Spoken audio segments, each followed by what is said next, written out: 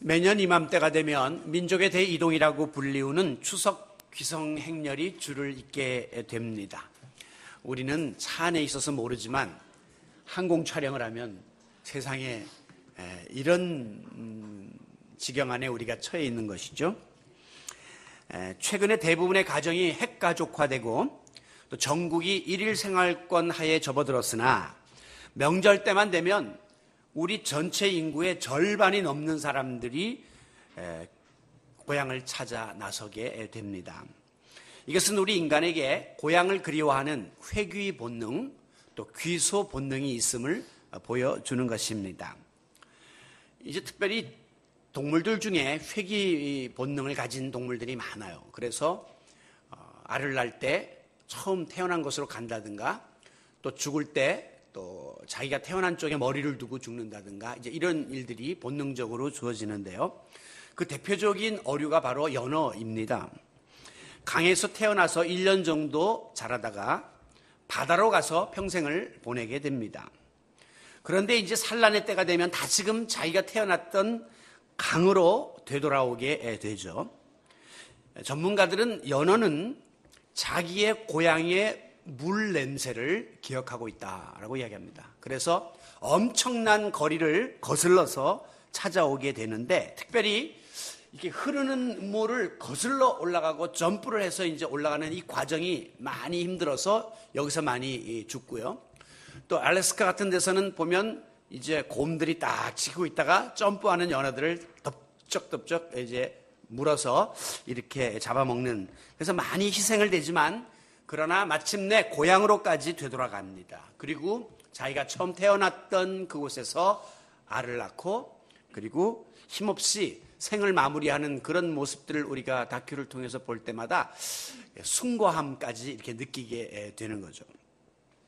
여러분, 이 고향의 상징적인 의미는 세월이 흐르고 장성하여 처지가 바뀌었으나 나를 있는 그대로 받아주고 또 나에게 평안함을 주는 마음의 안식처로 우리가 생각을 하게 됩니다. 그래서 고향은 어머니의 품과 같은 곳이다, 이렇게 여기는 것이죠.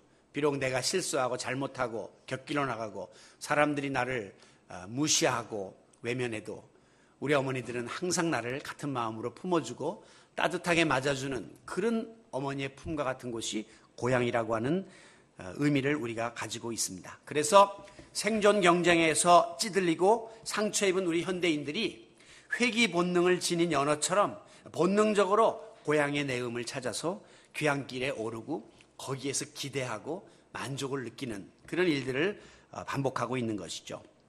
그런데 우리가 아무리 육신의 고향을 그리워한들 언젠가는 우리의 육신이 세상을 떠나기 때문에 더 이상 고향으로 돌아갈 수 없는 날이 오게 됩니다.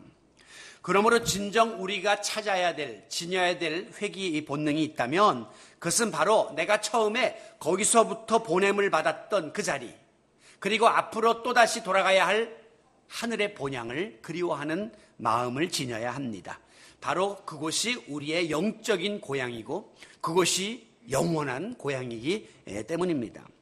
마치 연어가 거친 물살을 거슬러 올라가면서 온갖 고난을 무릅쓰고라도 고향을 향해 가듯이 우리가 인생의 어떠한 난관을 무릅쓰고라도 믿음으로 극복하고 하나님 나라를 향해서 힘차게 달려가는 신앙의 여정이 되어야 할 것입니다. 그러므로 우리 성도들은 하나님이 예비하신 영적인 본향, 하나님의 나라를 향하는 영적 귀성객들이고 영적인 순례자들이라고 말할 수 있습니다. 따라서 우리가 임시적으로 몸담고 살고 있는 이 세상에서 우리는 나그네로 살 수밖에 없는 거죠. 우리의 궁극적인 고향은 저 하늘나라니까 이 땅에서의 삶은 나그네의 삶이에요. 나그네는 항상 마음이 불안합니다. 아무리 좋은 호텔에서 묵어도 아무리 맛있는 식사를 해도 늘 왠지 모르게 완전하지를 못하고 내가 가야 할 곳이 있다고 하는 그 부담감 때문에 다리 뻗고 자기가 어려운 것이 나그네의 삶이에요. 마찬가지로 우리가 인생을 살면서 늘 어렵고 힘들고 곤고하고 쫓기듯이 사는 이유는 여기가 우리가 영원히 안주할 곳이 아니기 때문입니다. 이 세상에서는 나그네의 삶을 살다가 하나님이 예비하신 본향에 들어가서 영원한 안식을 누리는 우리 성도 여러분들이 되시기를 바랍니다. 오늘 본문 13절에 보면 들으라 너희 중에 말하기를 오늘이나 내일이나 어떤 도시에 가서 1년 동안 머물면서 장사하여 이익을 보리라 하는 자들아.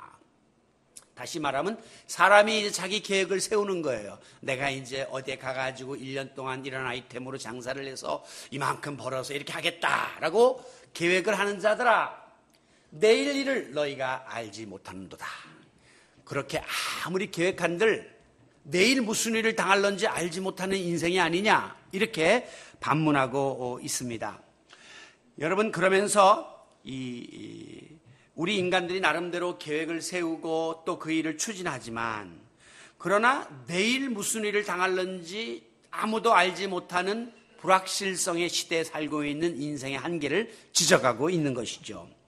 그런데 우리는 사실 내일 무슨 일을 당할런지 모르는 그런 유한한 인생임에도 불구하고 어제까지 살아온 것처럼 오늘도 살고 내일도 살고 다음 주일도 살고 또 오늘 예배드리는 것처럼 다음 주에 나와서 예배드리고 이번에 추석을 맞이하는 것처럼 내년에도 또 추석에 우리가 고향을 찾아갈 수 있을 줄로 굳게 믿고 있습니다. 이상하게 다른 거는 잘 안 믿으면서도 그거는 굳세게 믿어요. 내가 내일도 존재할 거다. 내가 내년에도 이렇게 존재할 것이라는 사실에 대해서는 엄청난 확신을 가지고 살고 있습니다. 사실 그렇게 확신이 없으면 우리가 불안해서 못 살기 때문이죠. 여러분, 만약에 사람이 자기 앞날을 알지 못하니까 망정이지 내 앞날에 대해서 훤히 내다보고 있다면 세상에 얼마나 어려운 일이 많이 생기겠습니까? 물론 긍정적인 측면도 있죠. 긍정적인 측면은 내가 앞으로 살 수 있는 시간이 5년밖에 없으니까 이렇게 살고 저렇게 살고 그래서 나름대로 계획을 세우고 짜임새 있게 살 수 있는 것은 긍정적인 측면이라고 할 수 있습니다. 그러나 부정적인 측면은 이제 내가 5년밖에 살지 못하니 아이고 그 다음에는 4년이네 3년이네 아이고 어떻게 하면 좋아 10개월 막 그 초조함 속에 아마 정신적으로 불안해서 미치고 말 것이에요. 신앙생활도 마찬가지입니다.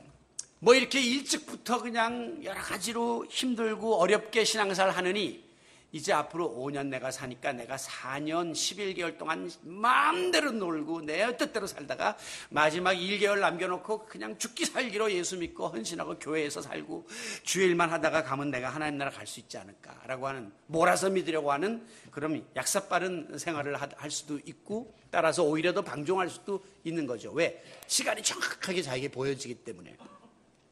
하나님은 이런 인간들의 간사한 속성을 누구보다 잘 알고 계시기 때문에 사람은 누구도 앞날을 예측할 수 없도록 만들어 놓으셨습니다.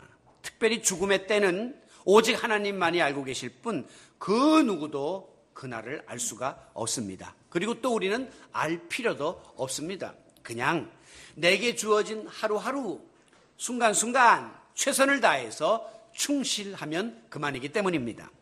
오늘 본문 15절에 보면 주의 뜻이면 살기도 하고 주의 뜻이면 이것이나 저것을 하기도 할 것이다. 이렇게 말씀합니다.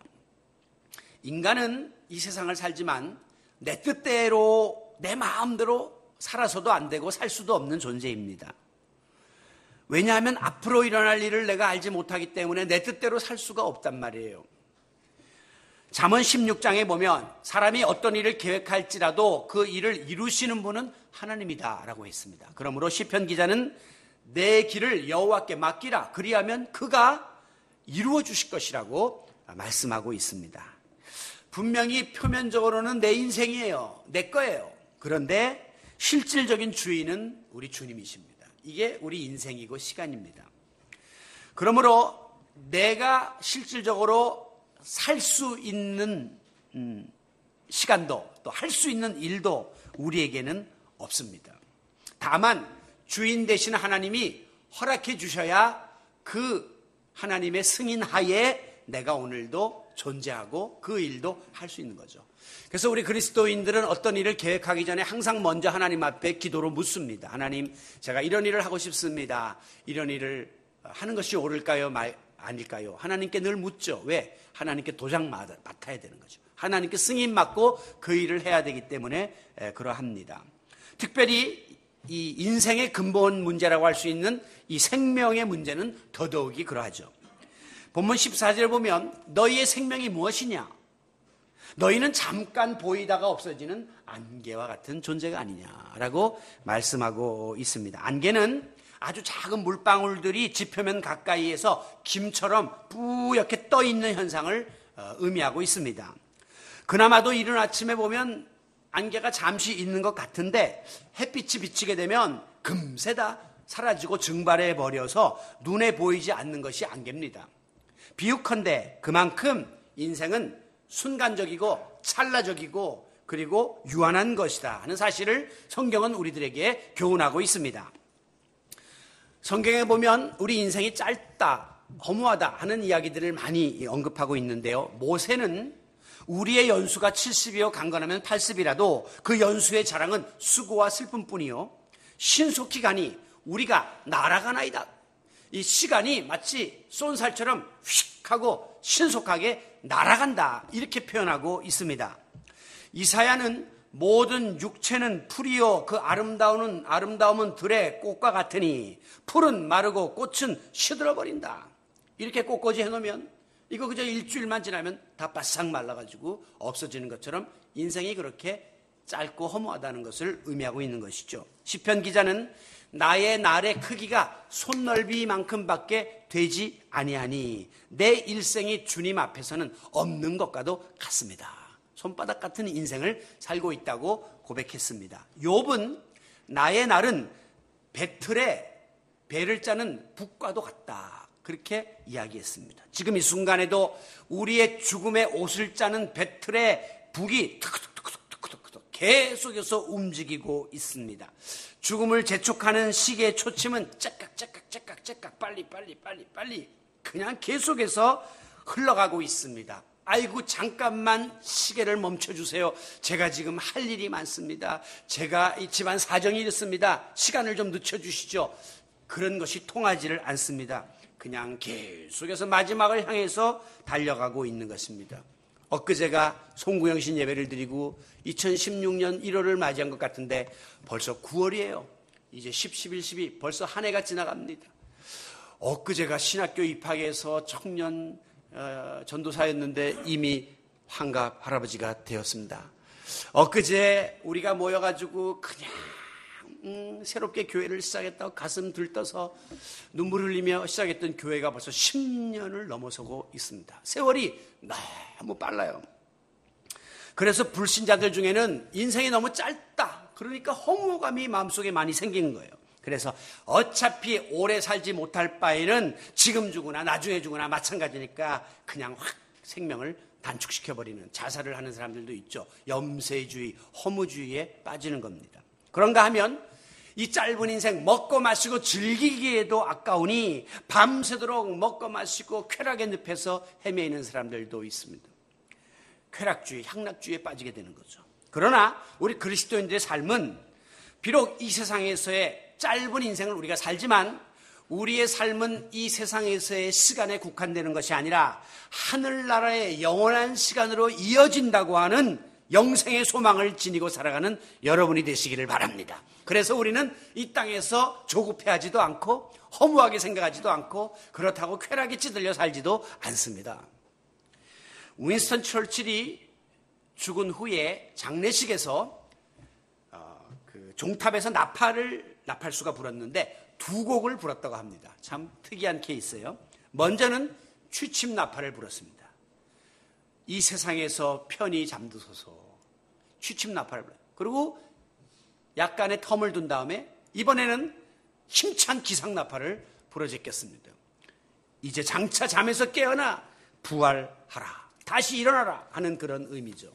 이 세상에서는 깊은 잠에 빠지지만 육신은 그의 영혼은 다시 부활하여 하나님 나라에 갈 것을 보여주는 멋진 표현이었습니다. 여러분, 부활신앙을 지닌 우리들에게는 죽음은 영원히 잠드는 끝이 아닙니다.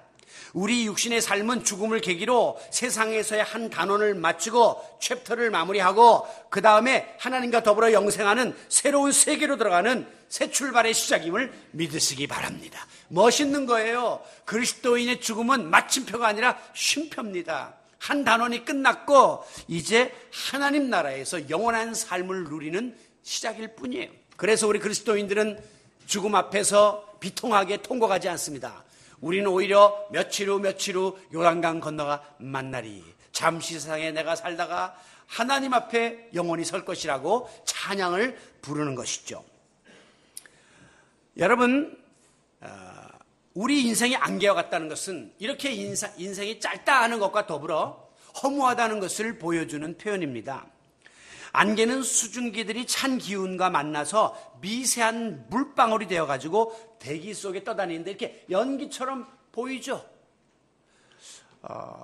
그런데 이것은 어떤 의미에서 실체가 아니라 그냥 허상이에요. 그렇게 보여지는 것이에요. 마찬가지로 우리 사람이 죽는 순간 모든 것들은 다 허무하게 무너져 내리고 맙니다. 우리가 얼마 동안은 사람이 죽으면 그리워하고 슬퍼하고 밥도 안 먹고 난리를 치지만 시간이 흐르면 점점 다 잊어버리게 되어 있습니다. 이것이 정상이에요. 우리나라의 전직 대통령 중에 세상을 떠난 사람들, 그분들이 세상을 떠났을 때 막 수백만 명들이 나와서 울면서 그분들을 보냈던 기억이 있습니다. 그런데 이제 세월이 흘러가지고 그분들 추도식 하는 거 가끔 텔레비전에 보면 그저 뭐 한 300명, 500명 모여가지고 그것도 친척들, 가족들, 그 다음에 뭐 정치적으로 인연 있는 사람들만 모여서 하지 뭐 국민들이 거기 가서 매해 뭐 추모하고 이런 거 없어요. 인간은 그렇게 냉정한 겁니다. 있을 때 그립고 좋아하지만 가면 끊어지는 것이 정상입니다. 어떤 목사님은 당신이 교회를 세워서 크게 부흥시켜 놓고 자기가 떠나면 이 교회가 무너질 줄 알고 아직도 은퇴를 안 하고 그냥 교회를 지키는 그런 분들이 계시는데 착각입니다. 그분이 가시면 더 훌륭한 후계자가 나타나서 교회를 더 진취적으로 발전시키는 거예요. 빨리 손을 끊으셔야 돼요. 여러분, 모든 것이 한 세대가 가면 그 다음 세대가 또 오게 돼 있고 그 다음 세대는 그 다음 세대의 옷을 입고 또 새롭게 출발하는 것이지 항상 옛것에 연연할 이유가 없는 겁니다. 모세가 지나가니까 여호수아가 등장하지 않습니까? 여러분, 신명기 34장 5절에 보면 출애굽의 영웅 이스라엘의 영도자 모세가 죽습니다. 그런데 모세의 무덤을 아는 자가 없더라. 무덤조차도 모르는 그런 존재가 되고 마는 겁니다. 우리가 죽으면 그 사람에 대한 추억이나 업적이나 명예나 재물이나 인간관계가 죽는 순간 단절됩니다. 그러면서 잃어버리게 되는 것이에요.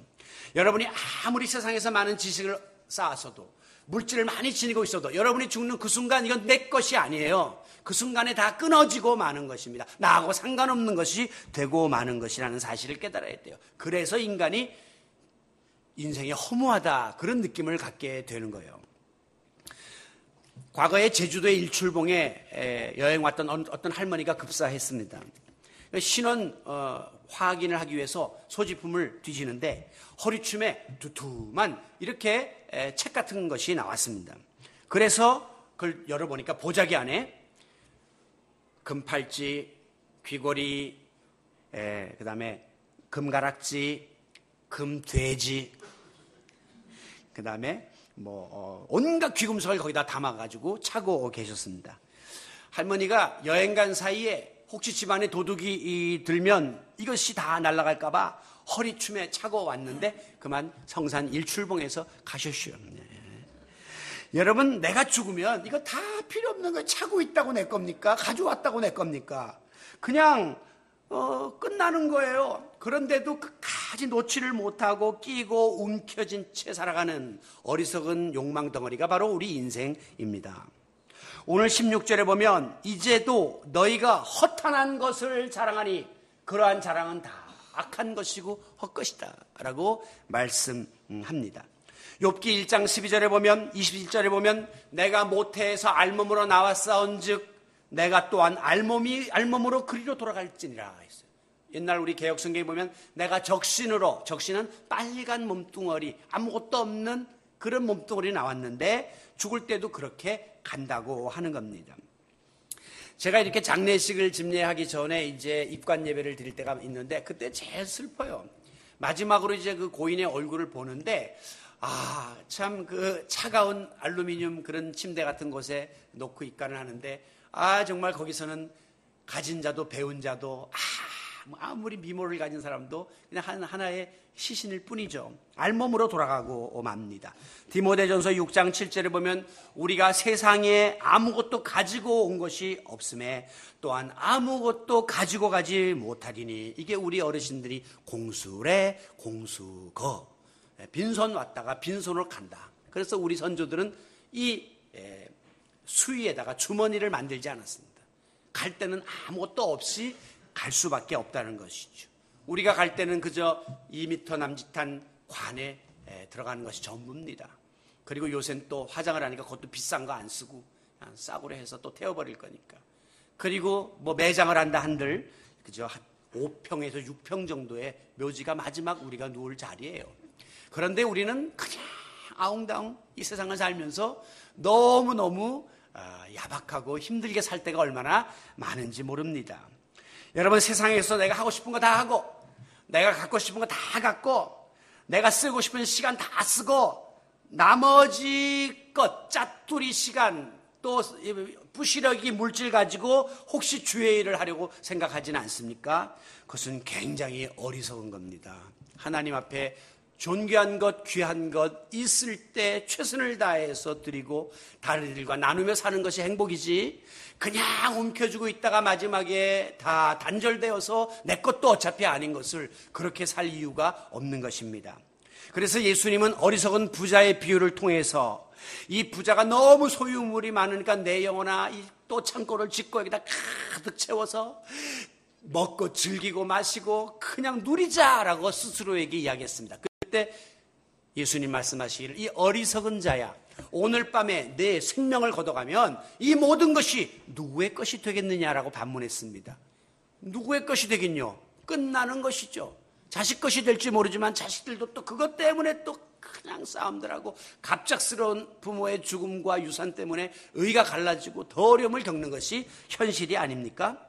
안개가 잠시 보이는 듯하지만 금방 사라지는 것처럼 세상의 모든 것은 엄밀한 의미에서 내 것이 아닙니다. 한순간 내 손을 떠나게 된다는 사실을 깨닫고 아직 내 손에 있을 때 주를 위하여 사용하고 하나님 기뻐하시는 일, 다른 사람들을 위해서 나누고 섬기는 일에 사용하는 그리스도인들이 되시기를 바랍니다.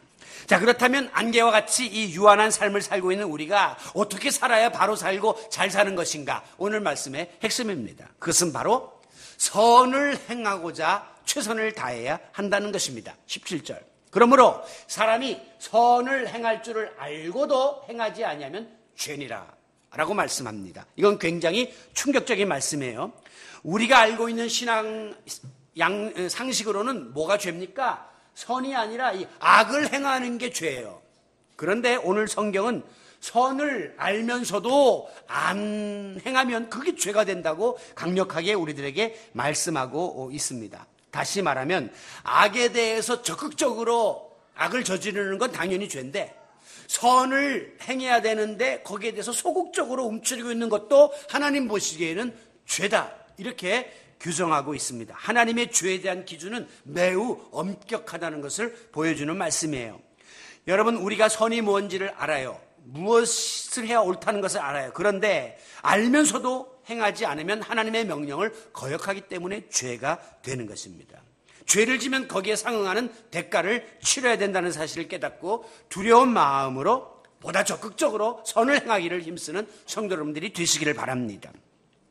전도서 3장 12절에도 보면 사람이 세상에 사는 동안에 선을 행하는 것보다 나은 일, 좋은 일이 없다 라면서 선을 행하는 일을 독려하고 있습니다. 톨스토이는 그의 인생론에서 인생에 가장 중요한 세 가지가 있다 그랬어요. 참 멋있는 이야기예요. 자, 일생 중에 가장 중요한 시간이 언제냐? 그것은 바로 지금 이 순간, here and now. 지금 이게 제일 여러분에게 중요한 순간이에요.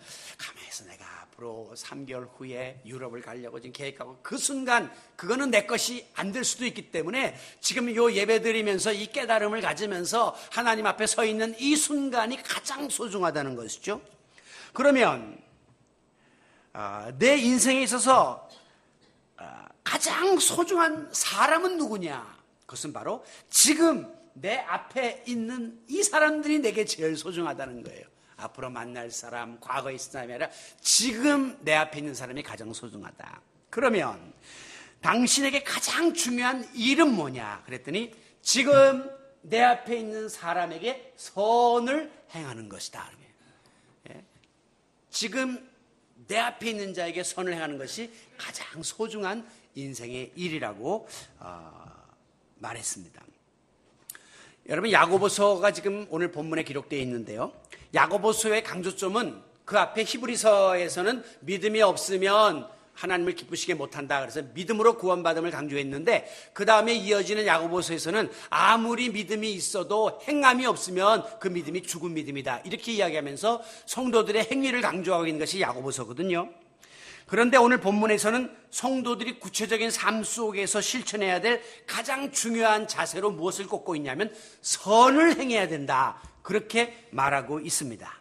자, 일반적으로 선은 무엇을 의미하는 것이냐? 우리가 얼른 생각할 때 착한 일, 그냥 선한 일, 그리고 영어에서는 good이라고 이렇게 성경에서 이야기하거든요. good. good은 뭐냐면 좋은 일. 그렇죠? 이런 것들을 뜻하고 있습니다.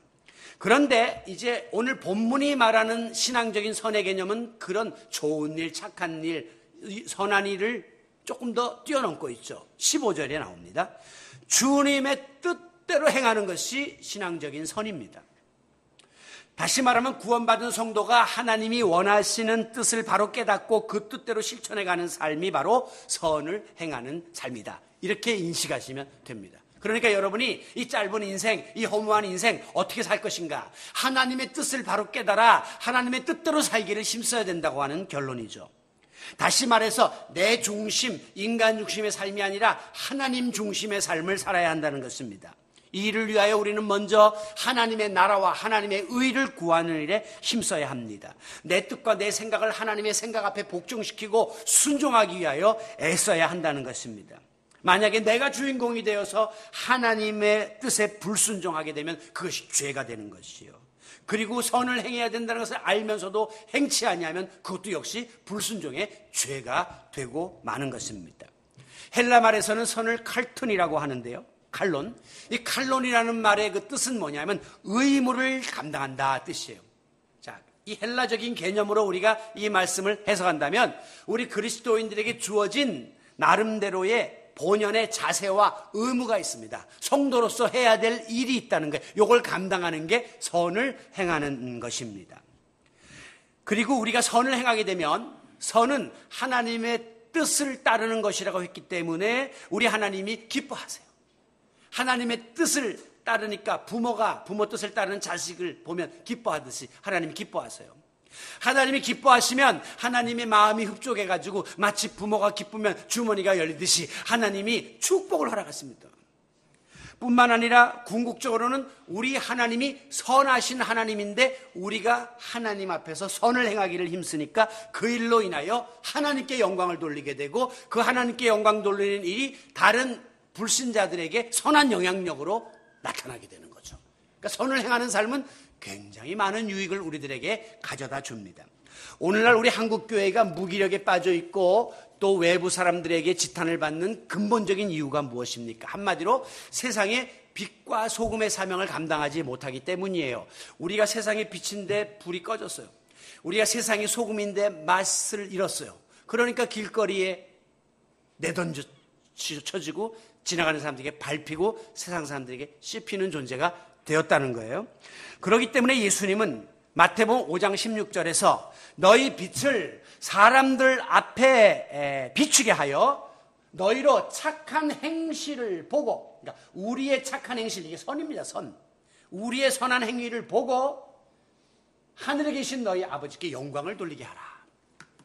자, 믿지 않는 사람들이 우리가 행하는 선한 행실, 착한 행실을 보고 체험하면 그들이 교회와 성도들을 인정하게 되고 존경하게 된다는 겁니다. 그리함으로 궁극적으로 하나님이 영광을 받으시는 겁니다. 지금 세상 사람들이 교회를 믿는 사람들을 무시하고 비하하면 궁극적으로 하나님이 수치를 당하게 되는 거예요. 우리가 과거에 밖에 나가서 우리가 잘못하면 부모가 욕을 먹잖아요. 마찬가지로 그리스도인들과 교회가 잘못하면 하나님이 수치를 당하는 거란 말이죠. 반대로 우리가 선을 행함으로 불신자들이 우리의 빛을 보고 그들이 하나님을 영화롭게 하는 자리에 나간다는 것은 우리가 잘하면 우리 때문에 하나님이 영광을 받으신다고 하는 사실입니다. 이 모습을 가장 잘 구현했던 공동체가 초대교회 공동체입니다. 초대교회 교인들이 모여서 서로 돌아보고 유무상통하고 그냥 네 것 내 것 없이 막 이렇게 선을 행했더니 믿지 않는 사람들이 그것을 보고 박수를 치고 칭송했다. 그리고 날마다 교회에 믿는 자의 수가 더해졌다. 그들도 교회로 몰려드는 선한 영향력을 발휘했던 것입니다. 그리스도인의 선한 행위는 이렇게 하나님을 영화롭게 하고 불신자들에게 영향력을 끼치는 힘을 가지고 있다는 것을 보여주는 것입니다. 그래서 특별히 가톨릭 교회의 그 테레사 수녀나 이태석 신부 같은 이들을 통해서 가톨릭 교회가 엄청난 그 발전을 가져왔죠. 안 믿는 사람들이 다른 건 몰라요. 하나님도 모르고 그 사람들은 성령님도 모르지만 저 믿는 사람들의 삶의 모습과 성직자들의 구별된 모습을 보고 영향력을 받고 그들의 선행을 통해서 그들이 감동을 받고 일단 교회 문을 두드리는 거죠. 여러분, 오늘 우리가 예수 믿고 신앙생활 하면서도 여전히 세상 일에 너무 지나치게 집착한다든가 또 세상 걱정에 얽매여서 살게 되면 우리의 이 짧은 인생이 더더욱이 허무해집니다. 더 짧아지고요. 우리에게 주어진 이 짧은 인생, 사랑하기에도 아까운 시간, 다른 사람과 다투고 헛말하고 이러면서 살 시간 없어요. 우리에게 주어진 이 짧은 인생을 더욱더 주의 일에 힘쓰고 선한 일에 힘쓰는 성도 여러분들이 되시기를 바랍니다. 고린도전서 15장 58절에 보면 항상 주의 일에 더욱 힘쓰는 자들이 되라. 항상 주의 일, 선한 일에 더더욱이 힘쓰며 살 것을 권면하고 있습니다. 저는 우리의 유한한 인생을 살고 있는 이 매 순간순간이 어쩌면 나에게 마지막이 될 수도 있다는 생각을 해봅니다. 우리가 드리는 이 예배가 나에게 마지막이 될 수도 있습니다. 여러분, 많은 사람들이 추석 때 고향을 찾는데 적지 않게 교통사고로 세상을 뜹니다. 그들이 찾던 귀향길이 마지막이 될 수도 있다는 사실을 항상 기억해야 합니다. 그러므로 우리는 나름대로 나의 인생의 이력서를 쓰고 신앙의 자서전을 쓰면서 지금 우리가 살고 있는 거예요. 여러분은 지금 어떤 내용의 이 이력서와 자서전을 쓰고 있습니까? 혹시 하나님 보시기에 부끄러운 이력서, 부끄러운 자서전을 써서는 안 되죠. 우리가 살면서 최근에 그 똑똑하고 그 높은 자리에 올라간 그런 판사나 이런 사람들이 지금 인생에 부끄러운 이력서를 썼습니다. 그래서 자식에게 보여주기도 어렵고 정말 평생에 치명적인 그런 흔적들을 남겼죠. 그러나 그들에게도 희망이 있습니다. 그들이 다시 한번 다음 이력서를 잘 써나가면 되는 거예요. 그리고 자서전을 잘 써나가면 되는 거예요. 마찬가지로 오늘 우리가 하나님이 내게 허락하신 이 짧은 인생을 살다가 자칫 부끄러운 이력서를 쓴 상태에서 내가 하나님 앞에 부름받을까 늘 두려운 것이죠. 오늘도 하나님 앞에서 선한 일에 힘쓰므로 충성스럽게 주께서 맡겨주신 일 감당함으로 나의 이력서 안에 아름다운 내용들, 또 남기고 싶은 내용들, 또 많은 사람들의 영향력을 끼치는 그런 내용들로 채워나가는 우리 성도 여러분들이 되시기를 바랍니다. 감리교회 창시자 요한 웨슬레는 오늘 밤 자정에 하나님이 당신을 부르신다면 지금부터 그 시간까지 무엇을 할 것입니까? 라고 물었습니다. 오늘 밤 12시가 우리 끝나는 날이에요. 12시간 남았어요. 여러분 뭐 할래요? 지금 어디 가서 시컷 때려잡수겠다는 분도 계시고 있겠지만 뭐는 뭐 합니까? 12시간 죽는데. 그냥 이 교회 와서 하나님께 매달려 기도하면서 그냥 하나님과 그 관계를 바로 돈독하게 하려고 애를 쓰든가 아니면 하여간 뭐 나름대로 못한 일들을 하려고 애를 쓰겠죠. 그런데 존 웨슬레는 답을 하기를 지금까지 살아온 대로 내가 할 일을 계속 할 것입니다. 정말 감동적인 이야기예요. 만약에 12시간밖에 내 삶이 안 남았어도 지금까지 내가 하던 스타일대로 내가 하던 그 일들을 하면서 12시간 종말을 맞겠다는 거죠. 어제 그 우리나라의 특전사 사령관을 지낸 전인범 중장의 그 스토리가 나왔는데 그 사람이 이런 이야기를 했어요. 국회의원이 부대를 방문한다고 이야기해도 국회의원이 오든 말든 평소에 하던 대로 해라 그랬다는 거죠. 보통은 국회의원 온다 그러면 청소하고 막 식사도 없던 거 특식을 막 집어넣고 애들 막 새 옷 입히고 이래가지고 잘 보여가지고 점수를 따려고 하는데 그렇게 하면 병영의 근본적인 문제를 해결 못한다는 거예요. 있는 모습 그대로 보여줘야 이 사람들 눈에서 문제를 찾고 고치지 위장하면 안 된다는 거예요. 참 그 훌륭한 지휘관이었다는 생각을 하는데 여러분 우리가 하던 대로 살던 대로 그대로 남은 12시간을 살고 종말을 맞이할 수 있을 정도로 우리가 하나님 앞에 부끄러움 없는 자들이 되어야 할 것입니다. 우리는 영생의 확신이 있고 부활의 소망을 지닌 성도들이기 때문에 항상 종말론적 신앙을 가지고 살아야 돼요. 즉 마지막 때가 온다. 그리고 그때를 예비하는 자세를 가지는 것이 그리스도인입니다. 언제 어디서 하나님이 나를 부르신다 해도 선을 행하며 살다가 주님 뜻대로 살다가 주님 앞에 어여시 설 수 있는 우리 모든 영적인 순례자들이 되시기를 바랍니다. 아무쪼록 여러분에게 주어진 남은 생애를 우리 주님이 명하신 선을 행하면서 거룩한 순례의 길을 가시고 영적인 귀성객들이 되어서 하나님의 뜻에 순종하는 삶을 살아가시길 바랍니다. 바로 이 같은 삶을 살았던 가장 대표적인 지고선이라는 가장 높은 선을 이루셨던 분이 바로 예수 그리스도예요. 왜? 인류 구원의 지고선을 하나님의 뜻에 순종함으로 이루셨던 예수님의 삶을 본받는 우리 모든 선을 행하는 성도 여러분들이 되시기를 예수님의 이름으로 축원합니다.